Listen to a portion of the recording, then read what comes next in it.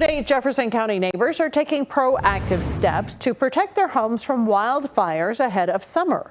A volunteer group came together to get rid of fuel on properties in the Willow Springs neighborhood. Our Kasha Carriage has more.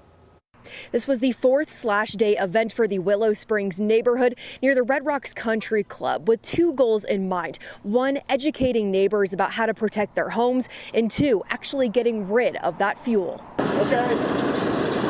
It's a volunteer effort, but everybody's chipping in. Chipping in to get rid of the chips. When this all started, it was just me and a handful of people trying to get the word out. Now we've got a roving army of people and 100 residents trying to cut their slash down. Organizer Todd Houghton received a grant to help out his neighbors. You have these massive piles of slash, and they're really hard to get rid of. The trash guys won't take them.